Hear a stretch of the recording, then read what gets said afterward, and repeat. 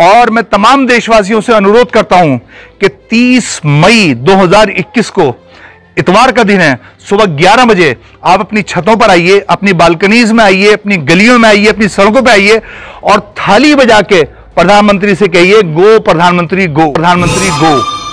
Please मेरी मदद कीजिए। मेरे घर में 2 छोटे भाई है। मेरे अब्बू की रोज की कमाई 100 से लॉकडाउन की वजह से वो भी रही है।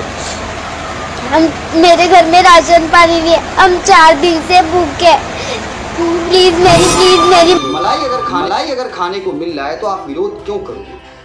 अगर आपको तरक्की मिल रही है तो आप विरोध क्यों करोगे? अगर कोई विरोध कर रहा है तो विरोध का कारण होता है, और विरोध सिस्टम के लचर व्यवस्था को सक्सेस के रास्ते पर लेकर आती है, उन्हें प्रगति के रास्ते पर लेकर आती है। लेकिन पिछले कुछ वर्षों से विरोध नाम की चीज ही मिट गई। कैसे कहोगे महान उस भारत को जिस भारत में मुर्दे को जलाने के लिए लोग आपस में लड़ रहे हैं?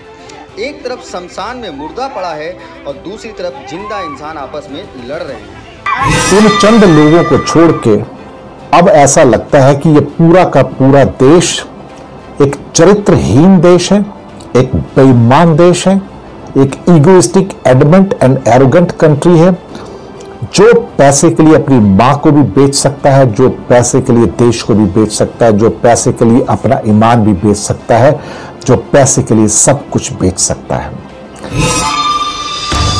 गलत को गलत कहने वाले लोग खत्म हो गए, सही को सही ढंग से निभाने वाले नहीं रह गए।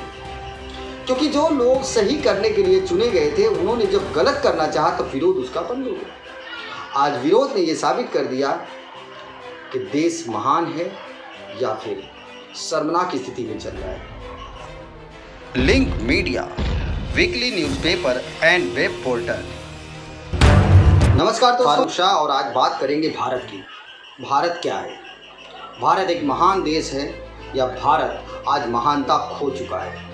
किसी भी देश की चरित्र की बात की जाए तो उसका चरित्र तब जाकर उजागर होता है जब उस देश पर या तो कोई बड़ी आफत आ जाती है और या तो फिर वो किसी बड़े खुशियों के जश्न में डूब जाए, या फिर वो अपनी ताकत का इस्तेमाल करे तो उसकी दौलत का अंदाज़ा लगता है। तो आज बात करेंगे हम उस भारत की जिस भारत को आज पूरी दुनिया अपने खबरों में चरित्रहीन साबित करना चाहता है, चरित्रहीन शब्दों का इस्तेमाल कर रहा है।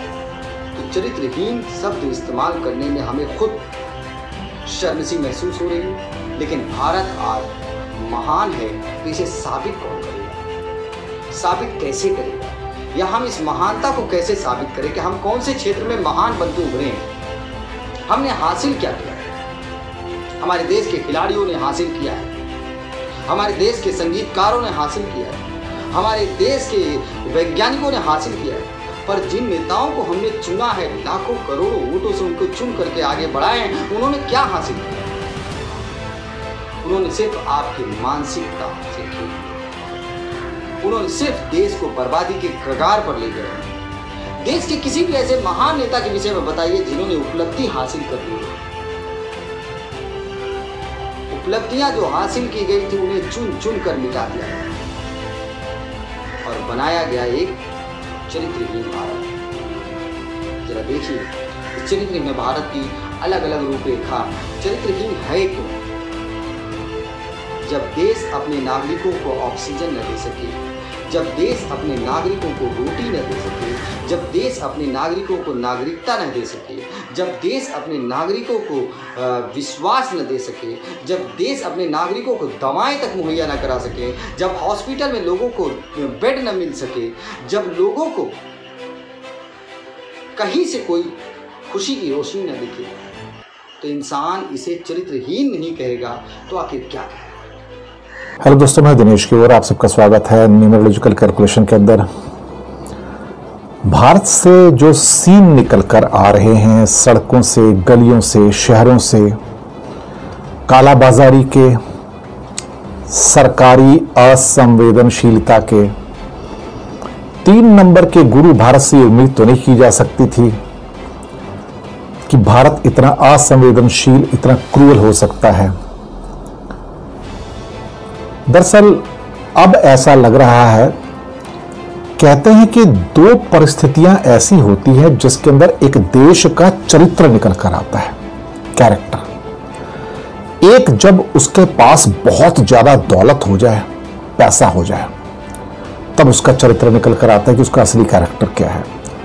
और एक वो जो बहुत बड़ा संकट में घिर जाए एक देश, तब उसका चरित्र समझ में आता है। एक चरित्र जापान का था जो वर्ल्ड वॉर II के बाद भी समझ में आया लोगों को, और उस चरित्रों से महान बना दिया।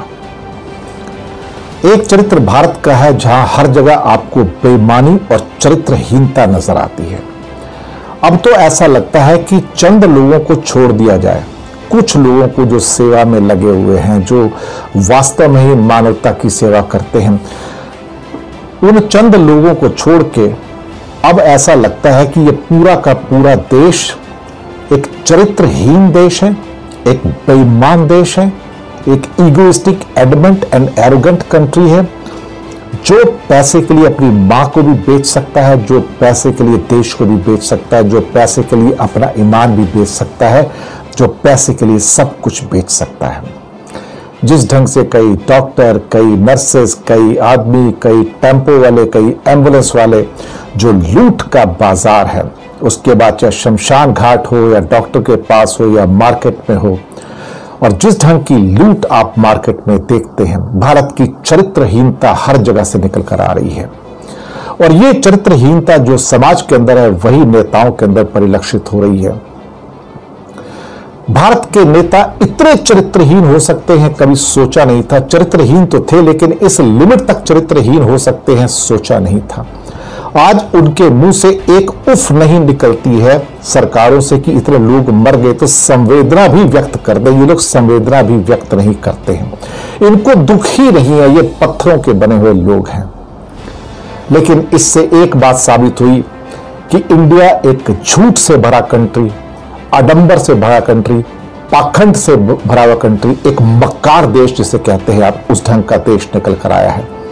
इसलिए आज दुनिया के सारे पेपर भारत और भारत के नेताओं के प्रति एक ही शब्द लिखते हैं कि ये सब लोग एडमेंट, एरोगेंट, ईगोइस्टिक, अनपढ़, नासमझ और बेवकूफ किस्म के इंसान, जो चरित्रहीन इंसान हैं। यही भारत की चरित्रहीनता इस टाइम निकल कर आ रही है। और मैं ये दावे के साथ कहता हूं कि चंद लोगों को छोड़ दीजिए, भारत इस टाइम अपनी चरित्रहीनता की चरम सीमा पर है, बेईमानी की चरम सीमा पर है, मक्कारी, आडंबर, पाखंड की चरम सीमा पर है। कुछ लोग जो ईमानदार हैं, कुछ लोग जो अभी भी समाज की सेवा में लगे हुए हैं, उनको मेरा सलाम है कि वो लोगों की वजह से भारत बचा हुआ है। अदरवाइज ये नेता और ये सारे के सारे छोटे भैये और बाकी समाज के जो लोग हैं, वो तो इस देश को बेच के कब का खा गए होते। इसलिए देश 1200 साल गुलाम था, यकीन मानिए आज भी गुलाम है। अगर एक देश इमरजेंसी के वक्त में अपने बच्चों को हॉस्पिटल नहीं दे सकता, बेड नहीं दे सकता, ऑक्सीजन नहीं दे सकता, और उनको डॉक्टरी सुविधाएं नहीं दे सकता, उनको रोटी नहीं दे सकता, तो लानत है।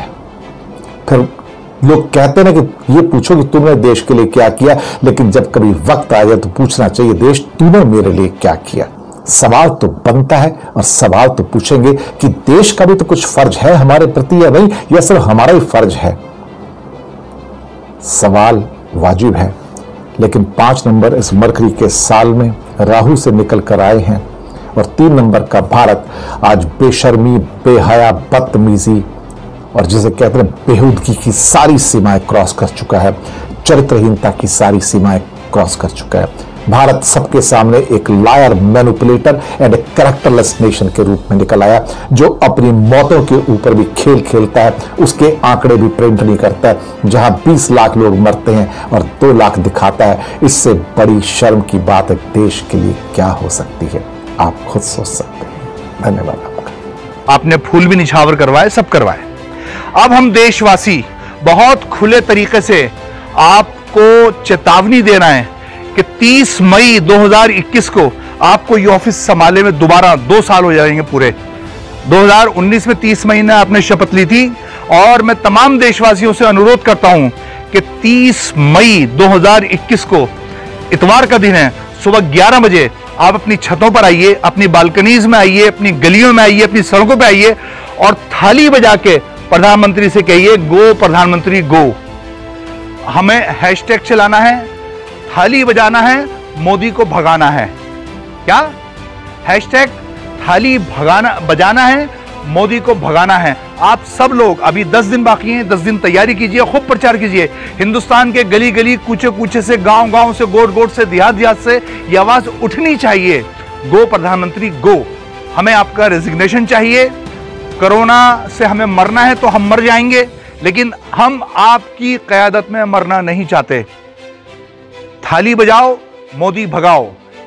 30 मई 2021 सुबह 11 बजे आप सब लोगों से अनुरोध है, और इसका ज्यादा से ज्यादा विस्तार कीजिए। हमें ये कि मुहिम चलानी है और यहां से इस प्रधानमंत्री को भगाना है जो झूठा है और झूठी बातें करता है। जय हिंद। हम चरित्रहीन शब्द का इस्तेमाल करके हम अपने देश की गरिमा नहीं गिराना चाहते, लेकिन हम चरित्रहीन शब्द इस्तेमाल इसलिए कर रहे हैं क्योंकि हमारे देश पर अब उंगलियां उठने लगी हैं और उंगलियां उठाने वाले ऐसे शब्दों से नवाजें।